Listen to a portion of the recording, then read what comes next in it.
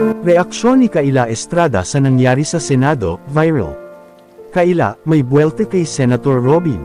Umani ng samot-saring reaksyon mula sa netizens ang reaksyon ng kapamilya actress na si Kaila Estrada sa nangyaring gulo kamakailan sa Senado.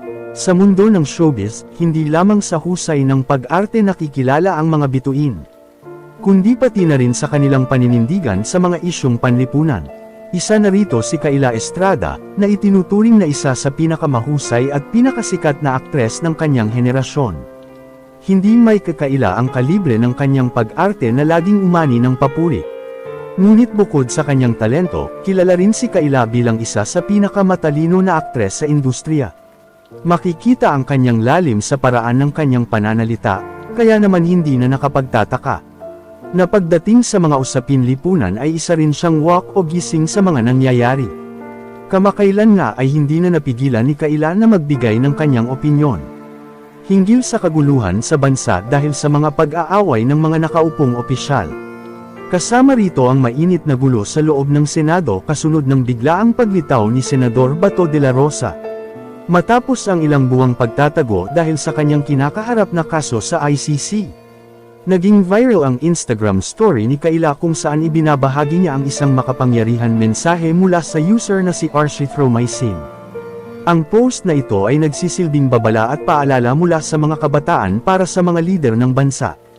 Ipinapaabot ng mensahe na ang mga kabataan ay hindi bulag sa mga nangyayari.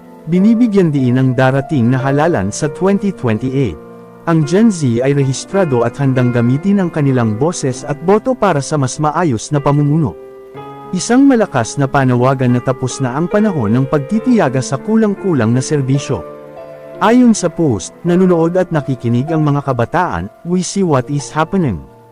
And we will remember the decision and actions being made today.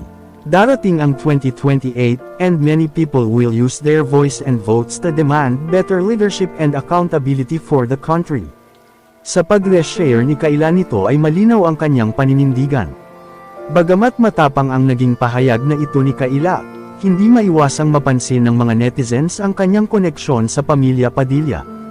Si Kaila ay ang kasintahan ng aktor na si Daniel Padilla, at si Senator Robin Padilla, na isa sa mga sentro ng usaping ito sa Senado, ay tiyuhin ng kanyang boyfriend. Sa kabila ng mga personal na ugnayang ito, pinatunayan ni Kaila na mayroon siyang sariling paninindigan. Kahit baka mag-anak ni Daniel si Senator Robin.